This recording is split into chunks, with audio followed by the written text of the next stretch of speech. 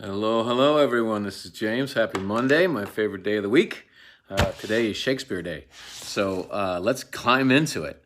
When last we left it, Macbeth had just killed King Duncan in his sleep and wiped the bloody daggers on the sleeping bodyguards of Duncan so that they would take the blame, or rather, Lady Macbeth wiped those daggers. Anyway, they've killed him, and they immediately heard knocking at the gates as it was so late at night as to be dawn.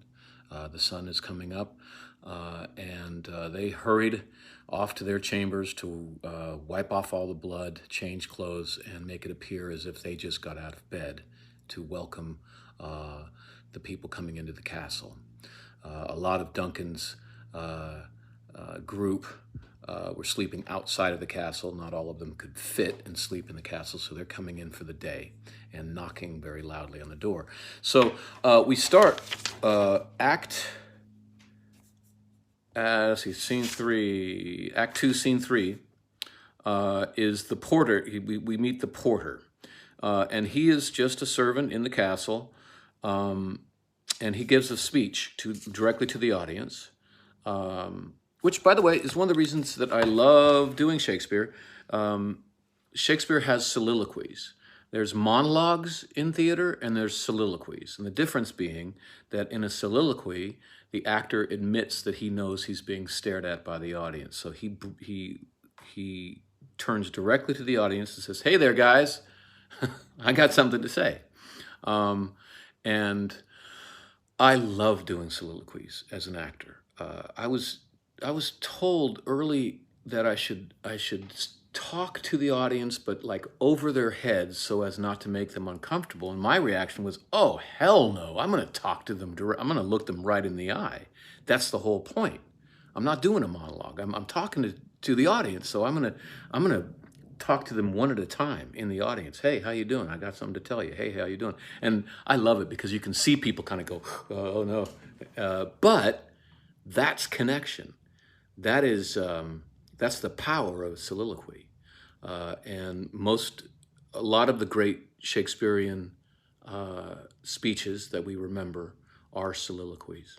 So the porter is doing a soliloquy, and he's basically just woken up. He's hungover, and he's going to he's going to go open the doors of the castle, open the gate, and let the people in. And he turns to the audience and he says, "Hey, if I was the porter to hell, this is what I would be saying." And he starts telling jokes.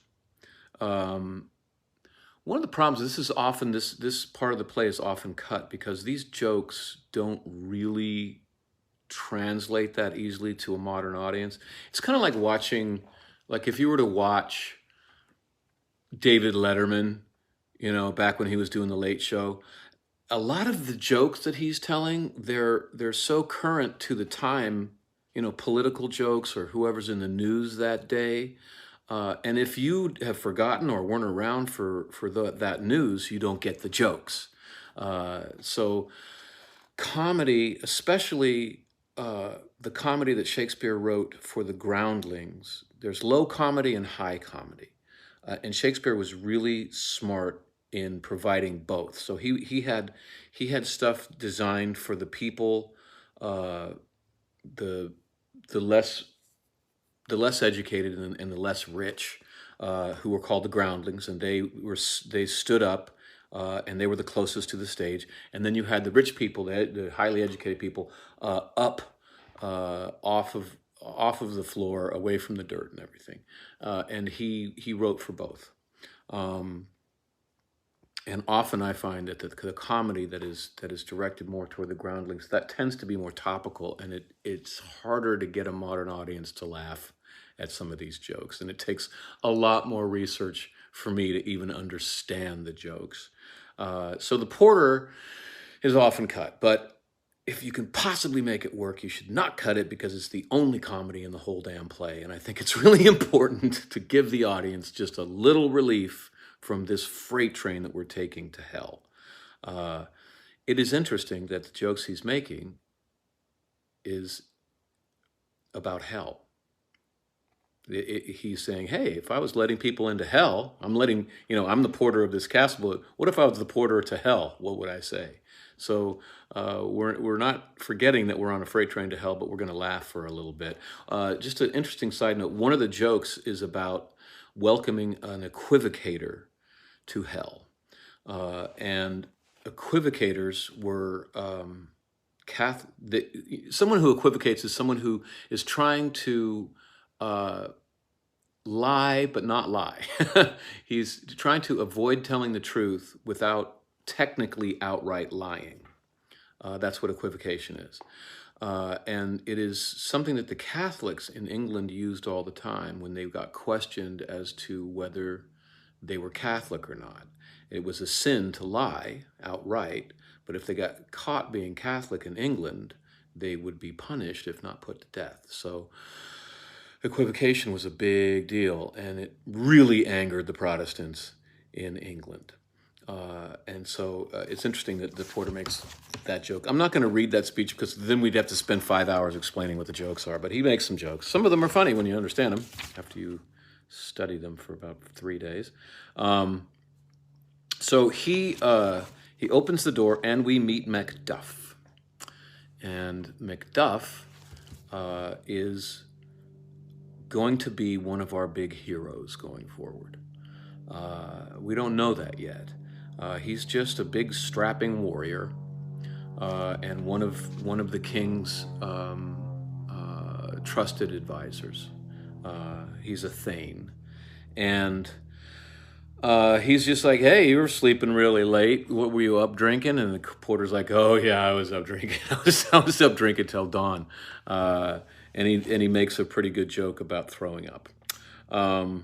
Then Macbeth comes in, and Macduff asks him, is the king stirring, worthy thane? And Macbeth says, not yet.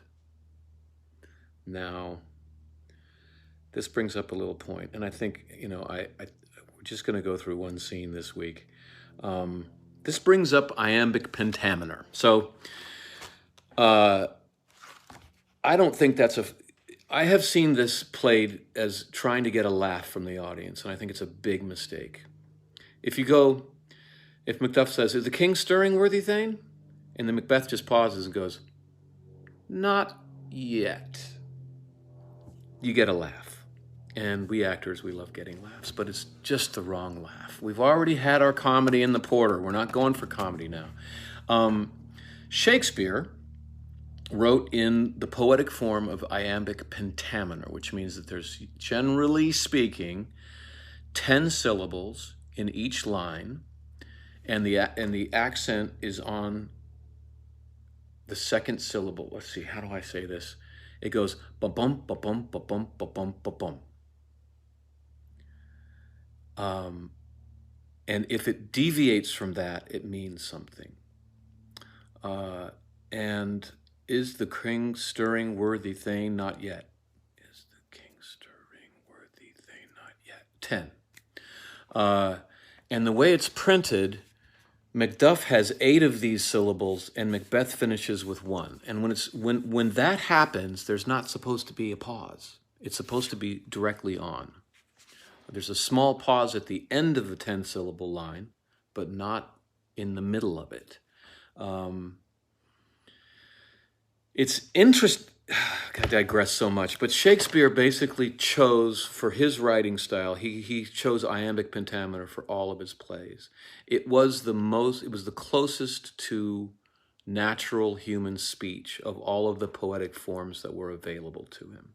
So he chose the one closest to realism or naturalism. And then he spent his entire career kind of smashing it and reworking it and making it even more natural sounding. But so it's right in here. Don't go for a laugh. It's just, is the king stirring, a worthy thane? Not yet.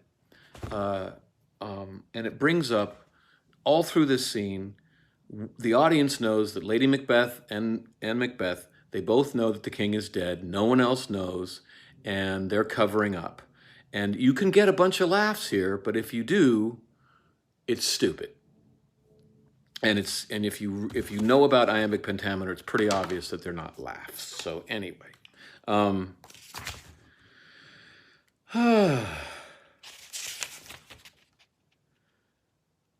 Macbeth says, "Hey, I'll show you where Duncan's door is," and he takes him to the door, and comes back, and Macbeth has a short conversation with Lennox, who's also come in. He's accompanying Macduff, and Lennox says, "The night has been unruly where we lay. Our chimneys were blown down, and as they say, lamentings heard in the air, strange screams of death, and prophesizing with accents terrible of dire combustion and confused events. New hatch to the woeful time, the obscure bird clamored the livelong night. Some say the earth was feverish and did shake." And Macbeth just says, "'Twas a rough night." Now, so Macbeth kills the king, and there's like earthquakes. There are voices in the wind screaming of calamity. What Lennox is saying is it was like a horror film out there last night. The wind was so strong our chimneys were blown down. Now their chimneys are not like a brick chimney; they're just intense and stuff. But it was a really surprisingly horrifying night. And again, right here was feverish and did shake. 'Twas rough night. It's 10. And it's printed in a way that Macbeth does not take a pause, because if you take a pause, you're going to get a laugh. Don't take the pause. Macbeth is just covering up. The only way to get laughs in some of this stuff is if you play Macbeth and Lady Macbeth as a bad liar. They have to cover this up smoothly. So anyway, it also brings up the fact that so the gunpowder, we talked about the gunpowder plot happening in Shakespeare's time, how gunpowder was the atomic weapons of its day. It was like atomic weapons were thought of in the 50s. Like if you set off one of those kind of bombs, you don't know what's going to happen. Godzilla could happen. Who knows? And so the king has been killed in Macbeth. The king has been killed. The king is God's instrument on earth. So everything has been ripped asunder. The whole world has been turned upside down. Fair is foul, foul is fair. And Macbeth has unleashed an apocalypse by killing King Duncan. And the kind of apocalypse is put into imagery that the Elizabethans would be thinking about right now, of what would have happened if that gunpowder had actually gone off and killed the king in Macbeth's time. I hope this makes sense. But just so you know, like, everything's whack now. God is angry. Nature has been turned on its head. The king has been killed, and earthquakes and voices in the wind are happening. Then Macduff comes out, having found the dead king and his also dead bodyguards who've been wiped with blood. And they're all freaked out. I don't have to go into it too much, but again, Lady Macbeth and Macbeth are covering. They're like saying, "Oh no, we're upset about it as well." And the most important thing is not to get laughs in the scene anywhere.